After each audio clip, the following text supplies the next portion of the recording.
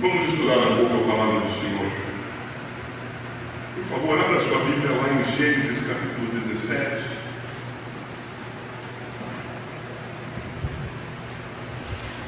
Dali leremos um verso apenas e partiremos para Mateus capítulo 6. Gênesis 17, apenas o primeiro verso. Se os irmãos estejam com suas Bíblias abertas, eu vou pedir que todos leiamos juntos. A leitura será na tradução revista e atualizada. Gênesis 17, verso 1. Leiamos. Quando atingiu Abraão a idade de 99 anos, apareceu-lhe o Senhor e disse: Eu sou o Deus Todo-Poderoso. Anda na minha presença e ser perfeito. Guarde essa mensagem em sua mente. Vamos para Mateus capítulo 6. Mateus 6, capítulo central do Sermão do Monte.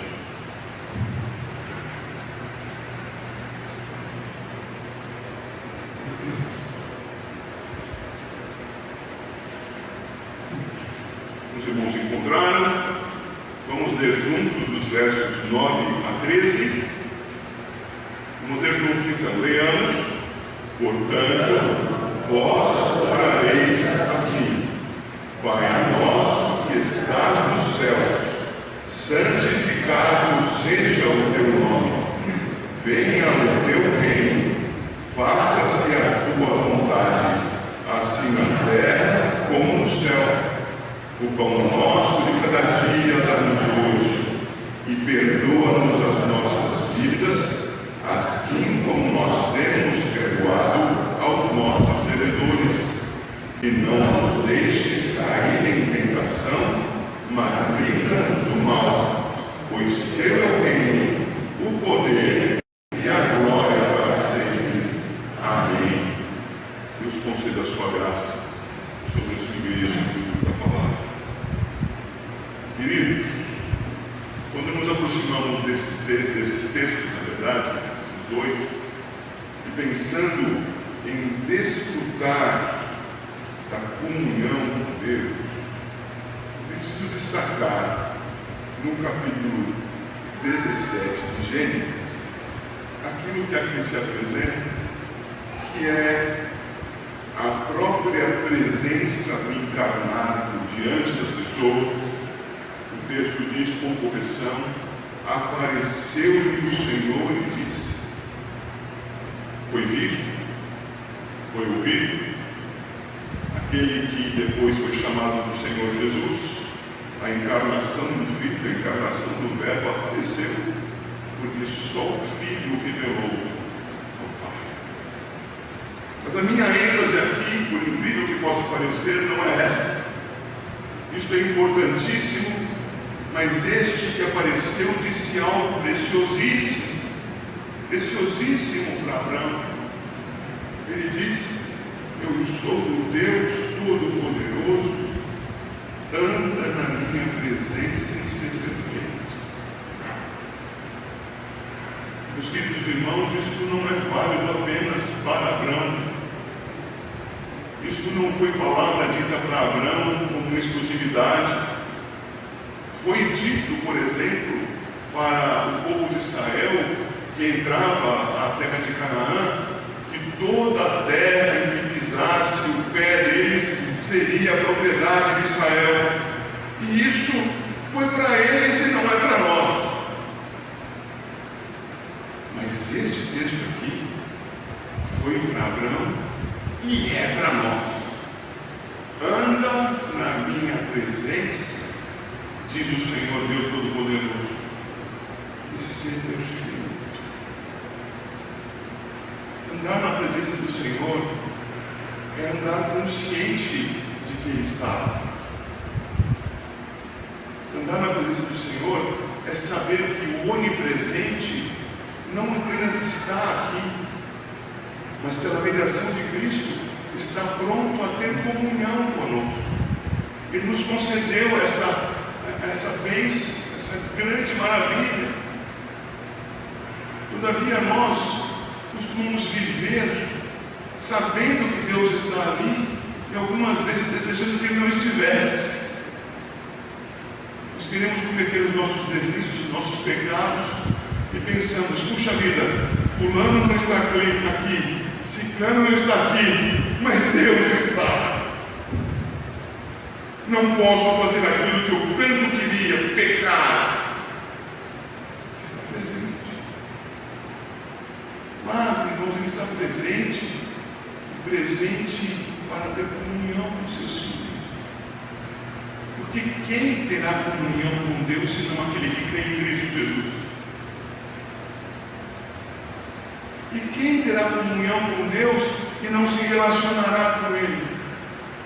E não ouvirá, lendo a sua palavra, sabendo que o Espírito nos comunica a sua vontade?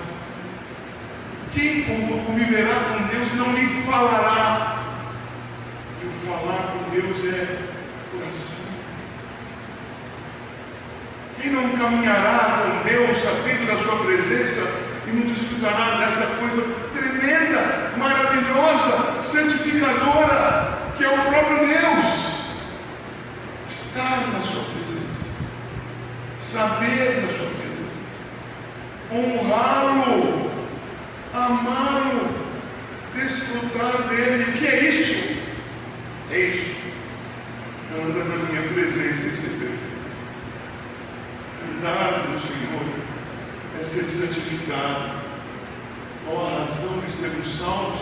Segundo lemos há pouco em Romanos, capítulo 8, os versos 28 e 29, com especificidade do 29, é sermos transformados à semelhança do Filho.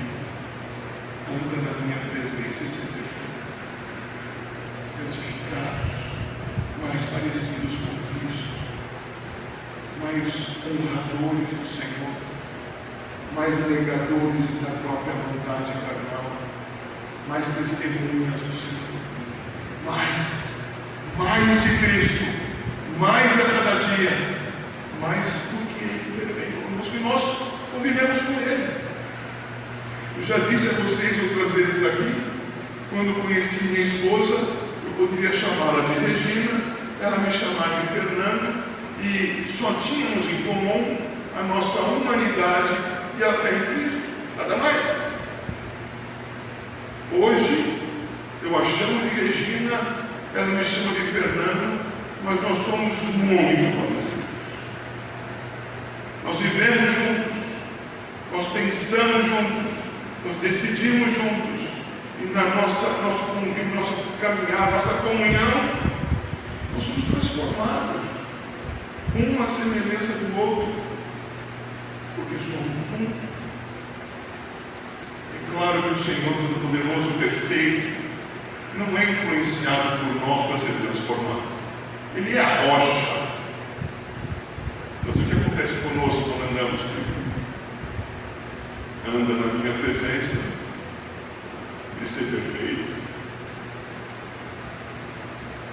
Logo, Gênesis 17:1 é um estímulo à nossa consciência de comunhão com Deus. Deus está presente, tantos estão presentes e nós não nos referimos a eles, nós não os valorizamos.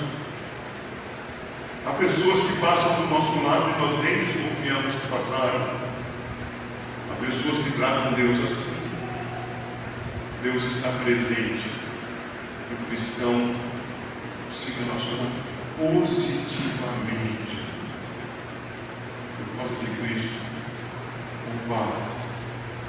Caminhamos com o Senhor e Ele faz o que mesmo, terceira vez que pergunta, Ele nos aperfeiçoa. Ora, se é assim, se orar é algo tão essencial, tão fundamental, tão natural, tão espontâneo até, tão bom, nós precisamos nos apegar à oração. É por por isso que nós vamos estudar Mateus capítulo 6, a oração do Senhor, como nos ensinou. Porque ao estudarmos a oração como Ele nos ensinou, nós não aprendemos algo que devemos memorizar e repetir, como uma reza que Ele condena nos versos anteriores ao ensino aqui. Nós aprendemos o que contém a oração, do que trata a oração, da bênção que é sermos edificados ao andarmos com o Senhor e sermos com Ele, por Ele, aperfeiçoados. Os irmãos me acompanham no que digo. Assim, a vida de comunhão está aqui resumida. Ela começa nos mostrando, queridos irmãos, quando o Senhor Jesus diz no verso 9: portanto vós orareis assim, eu leria, portanto vocês cultivarão a sua comunhão com Deus assim. E Ele diz: Pai nosso que estás nos céus. Ouça bem. O evangelista João disse que aquele que crê no Senhor Jesus, este é feito filho de Deus. E a todos quantos o receberam, a saber, os que creem no seu nome, a estes lhes deu condição de filho. Só estes podem dizer Pai. Outros que o façam falam de maneira errada. Eu era criança, um catatalzinho assim, no pátio interno da igreja onde congregávamos, eu e minha família, pessoas ficavam ali distribuídas, virava um formigueiro, uma multidão de pessoas, num espaço que uma igreja muito grande, quando o número de membros tinha, e que ficava abarrotado. Eu, pequenininho, andava no meio daquela porção de pessoas, de mão dada com a minha mãe. Minha mãe, alta, os cabelos vistosos. Mas havia uma outra senhora, que não era a dona Nilce, era a dona Irene, que era alta como minha mãe, e tinha cabelos parecidos com os dela. Eu, naquela multidão de pessoas, um dia vi a dona Irene de costas e corri até ela e segurei sua mão. E disse: mãe. Ela olhou assustada e disse: não, a mamãe está ali. Não pode haver confusão. Ninguém pode chamá-lo de pai sem ser seu filho. Mas ninguém que, sendo filho, pode deixar de chamá-lo de pai. O Senhor chama de pai por causa de Cristo Jesus. Pois saiba que em Cristo Jesus Ele diz para nós orarmos Pai Nosso, aparentemente distante, mas perfeitamente próximo, que está nos céus. É a nossa oração. Acolhe-nos. Acolhe-me, Senhor. Pai nosso que está nos céus. O Senhor em Cristo nos acolhe. Os queridos, tantos há que precisam de amigos, que precisam de companheiros, que precisam de aceitação, e vivem nesse mundo encontrando porta fechada após porta fechada. O cristão tem, ainda que o mundo lhe feche as portas, Pai de portas abertas para te receber. Você pode buscar, ter comunhão com Ele. Pai nosso, Pai exaltado, Pai que está nos céus, ouve a oração. Ele ouve, Ele acolhe. Ele te acolhe, meu irmão. Te acolhe, minha irmã. Ele nos acolhe na nossa oração. E nós temos que aprender a dizer e a desejar aquilo que honra. Nós estamos sempre querendo algo. Eu pensei agora num doce aqui que eu amo muito. Meu querido. Sempre querendo algo. Eu pensei agora que minha esposa e filha estão no interior. Eu já não as vejo há 2 dias. Meu querido. Mas, embora isso possa caber na comunhão do Filho com o Pai, do Pai amoroso que em Cristo nos acolhe, há coisas que são importantíssimas, que por vezes escapam da nossa oração. Nós dividimos as coisas que estão no nosso coração, e nem todas são más, algumas são boas, mas não são excelentes. O Senhor nos ensina a começarmos a orar, pedindo a Ele as coisas excelentes. E é dito aqui no texto: santificado seja o teu nome, venha o teu reino, faça-se a tua vontade, assim na terra como no céu. Veja, como pode ser santificado o nome do Senhor? Ora, será santificado o nome do Senhor se ao ser pronunciado, se ao se fazer referência a Ele, isto for feito com a honra devida, com o devido respeito, com a devida referência e reverência, referência ao santo e exaltado, reverência àquele que é o soberano. Mas nós, muitas vezes, falamos de Deus, até mesmo colocando o seu nome, ou nos referindo a Ele, em piadas, usando o seu nome em vão. Você acha que isso certifica o nome do Senhor? Os ímpios que o façam e colham aquilo que plantam. Os redimidos santificam o nome do Senhor. Os redimidos pronunciam, pensam, se referem a esse nome como um santo nome. E o fazem onde? O fazem no dia a dia. O fazem aqui em culto, o fazem nas ruas, o fazem em seus relacionamentos, o fazem no trabalho, nos estudos, o fazem quando estão para dormir, o fazem quando ligam a televisão, o fazem quando acessam o celular, o fazem quando estão aquietados, pensando, o fazem, ou buscam fazer em todo o tempo. Santificar o nome do Senhor. Aqui, no tempo. Logo a oração é: Pai exaltado, faz com que eu santifique o teu nome, faz com que a igreja santifique o teu nome. Compreende? Mas como santificaremos o nome do Senhor? É dito, desejando o seu reino. O próprio Mateus, no capítulo 6, um pouco mais adiante, diz: buscai, pois, em primeiro lugar o seu reino e a sua justiça, e todas as coisas necessárias, comer, beber, vestir, serão acrescentadas. Ora, quando eu digo venha o teu reino, eu estou desejando o reino do Senhor. Ora, mas como desejarei o reino do Senhor agindo contra o seu reino? Eu vou desejar o reino do Senhor pedindo a Ele que este reino se manifeste por meio da minha vida, por meio da igreja. Percebam que o foco está todo voltado à santificação daquele que ora. Venha o teu reino, ó Senhor, o teu nome seja exaltado. Mas onde?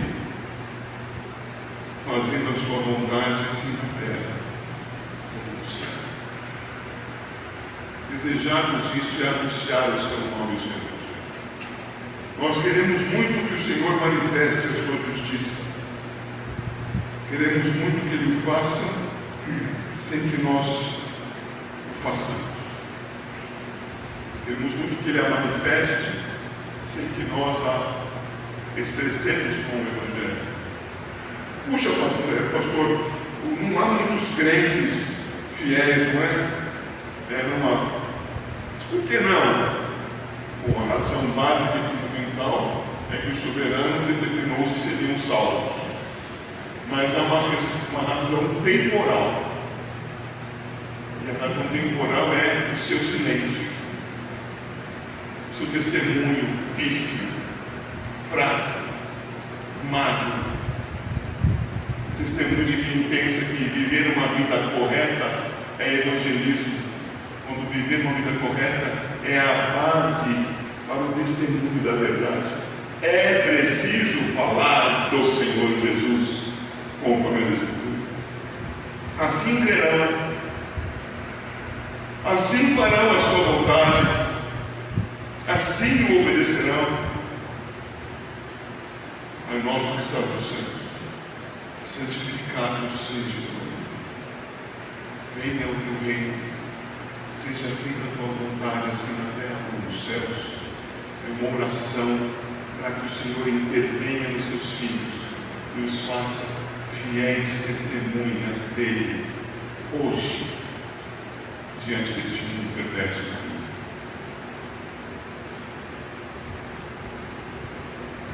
A oração prossegue. Nós vemos que o nosso Senhor, o nosso Pai que nos acolhe, nos sustenta o nosso corpo, sustenta a nossa integridade. Ele diz aqui, verso 11, o pão nosso de cada dia dá-nos hoje. Ora, isso é o resumo do sustento do corpo. Ele poderia ter dito, a água nossa de cada dia dá-nos hoje. Poderia ter dito, concede-nos ter hoje um teto sobre o qual dormir. Poderia ter dito, concede-nos estarmos vestidos no dia de hoje. Mas ele não diz isso aqui, ele diz a seguir, naquele trecho que já me referi, do buscar em primeiro lugar o seu reino. Ele está falando da nossa necessidade física, da nossa subsistência. Senhor, sustenta. Agora eu lhes pergunto, a partir da primeira premissa, Senhor, usa-nos para testemunhar da tua grandeza, para que o teu reino venha, para que a tua vontade seja feita em todo lugar, na terra e no céu.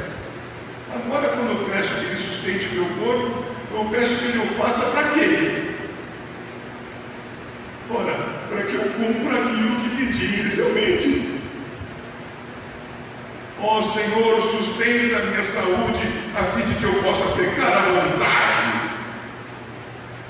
Ó Senhor, faz-me viver 120 anos, para que nesses 120 anos eu possa desfrutar dessa terra. E quando morrer eu lamente por não poder desfrutar mais dela. Mas o que o cristão mais quer é estar diante de Deus, é sair dessa situação e aguarda com gemidos pela redenção do seu corpo. Lemos em Romanos 8. A oração estranha. Oramos, pedindo que o Senhor nos sustente, pedimos que Ele o faça, para que nós busquemos em primeiro lugar o seu reino, o seu reino. Essa é a sua oração, irmão. Ó Senhor, concede que eu tenha o pão, a carne, o grão de milho, o tender, a verdura, o vinho, o champanhe, enfim, aquelas coisas que compõem as ceias dessas semanas que passaram. Ó Senhor, dá-me tudo isso. É mesmo para quê? Para te doar? É isso que honra o nome do Senhor? Não, dá-nos o pão de cada dia. Dá-nos o sustento do corpo, a fim de que nós possamos cumprir com aquilo que te pedimos, honrar-te, proclamar-te, glorificar-te nessa terra. Compreende, irmão? Vida de oração, caminhando com Deus, nos aprendendo a viver para Deus. Essa epístola que lemos há pouco, Paulo escreveu ao final do capítulo 11. Tudo foi feito por Ele, pertence a Ele, existe para tudo. Título Limpo. Que bênção é sermos fortalecidos assim, para um lado, fortalecidos no corpo, para servi-lo e testemunhar dele.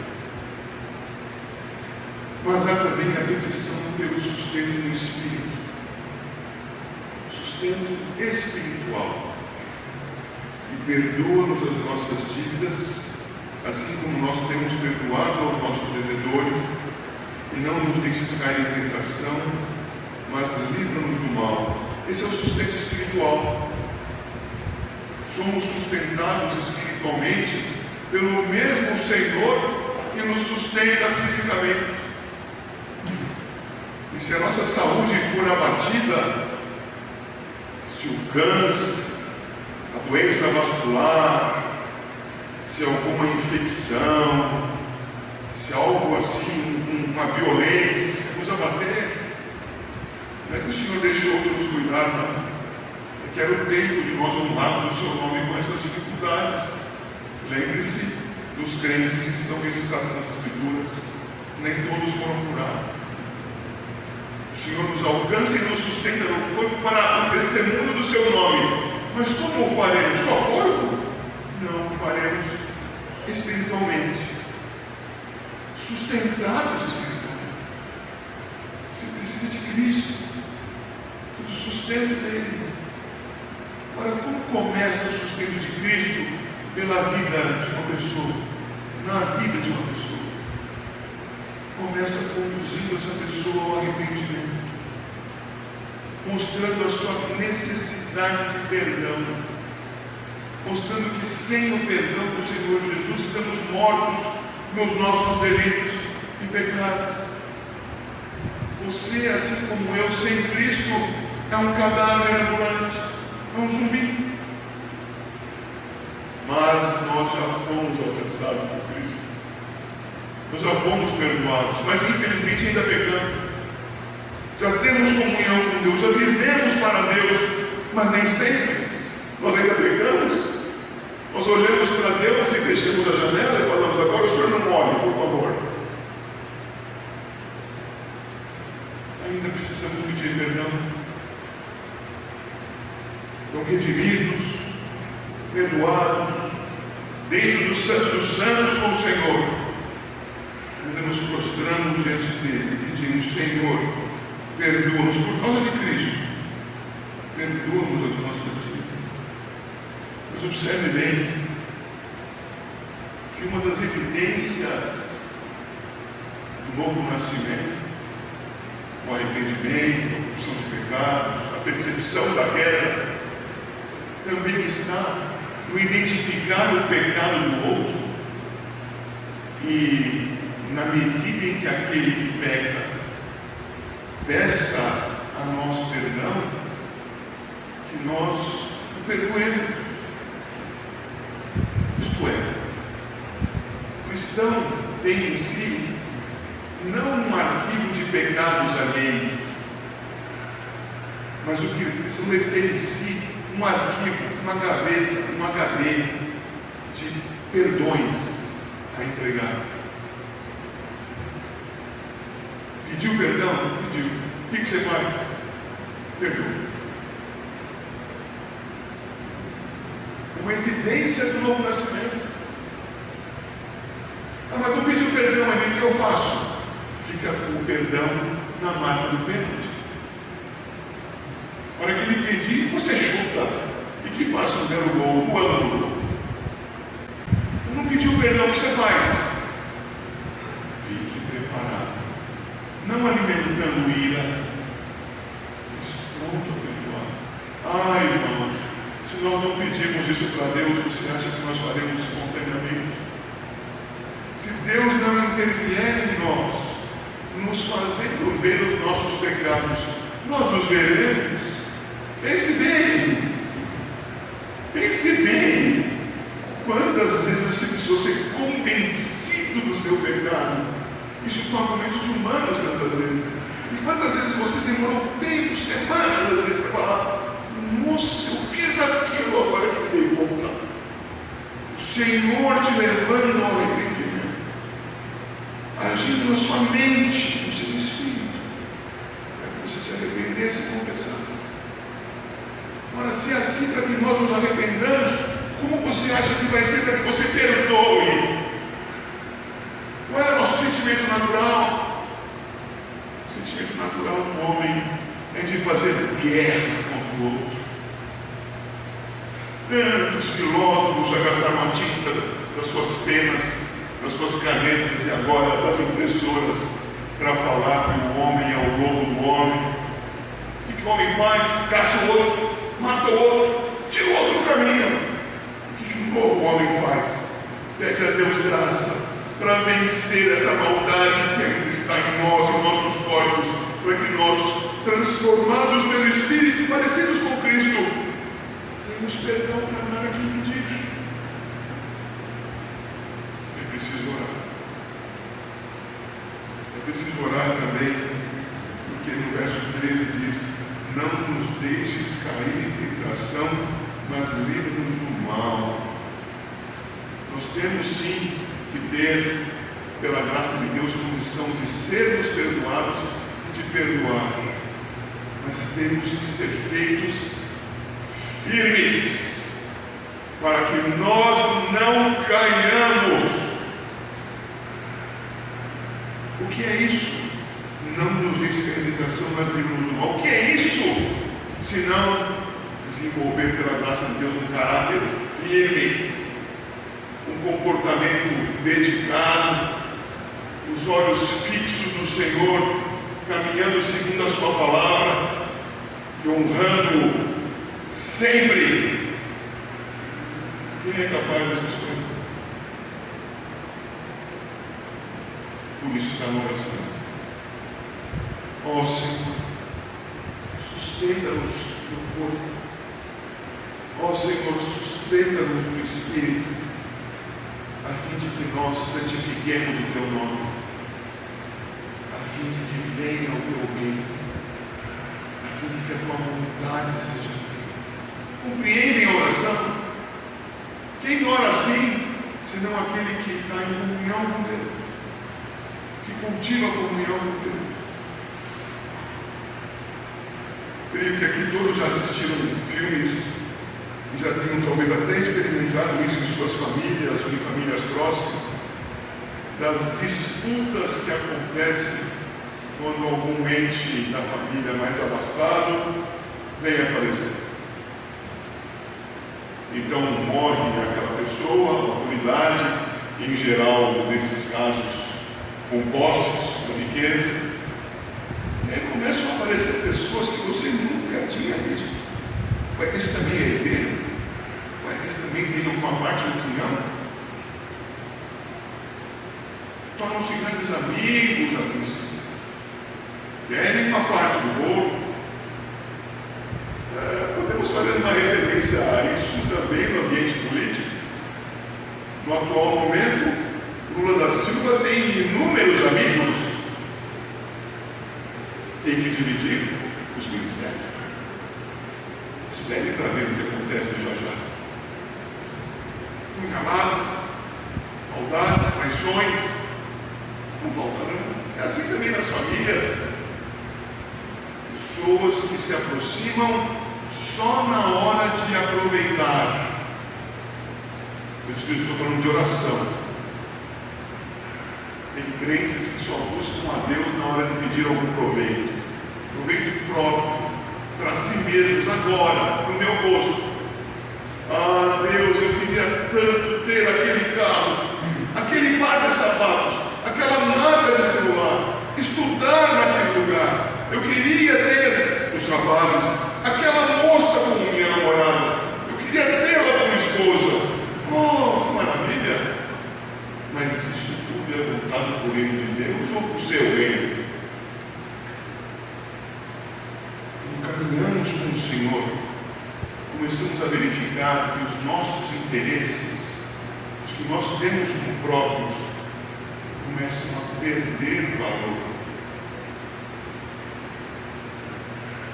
O interesse do que honra a Deus, do seu reino, da sua santidade, da sua vontade, começam a ganhar valor. Querem um exemplo máximo? Entre nós estava o Santo dos Santos encarnado, vivendo na sua santidade, vivendo em comunhão com o Pai, vivendo como nós deveríamos viver, sendo tentado, pedindo ao Pai: socorre-me, Senhor, sustenta-me, Senhor, ampara-me, Senhor, faz-me obediente, Senhor, em cada oração atendido, porque foi sustentado, foi amparado, foi ajudado, e na sua santidade está no monte da aprovação. E então ele ora: Senhor, se queres, passa de mim este cálice. Mas qual é a oração que ele apresenta de fato? Não seja feita a minha vontade, sim. Essa é a oração de quem anda com Deus, de quem esvazia o próprio querer em favor do querer dele. A oração dominical nos faz pensar nisso. Não é uma oração para robozinhos, não é uma oração para ser recitada apontando contas, não é uma oração para você ter e fazer ela de manhã, à tarde, à noite. Já orei o Pai Nosso. É uma oração que nos ensina a andar com Deus, a desejar o que Ele deseja, a pedir que Ele faça conosco o que o honre. Isso em todos os sentidos. É assim, queridos irmãos, que nós vamos desfrutar. E quanto mais nós nos agradamos do que Deus quer, mais felizes nós somos. A palavra diz no Salmo que o Senhor satisfaz os desejos do coração daquele que com Ele anda. A palavra é: agrada-te do Senhor, Ele satisfará os desejos do teu coração. O que é isso senão estar com Ele e querer o que Ele quer? Que você seja abençoado assim, meu irmão. Que você seja santificada assim, minha irmã. Que a igreja cresça assim. Queridos, hoje é 1º de janeiro de 2023. Esta não é uma pregação para hoje, é uma pregação para sempre, para você viver com o Senhor. Como disse o Senhor para Abraão: anda na minha presença e ser perfeito.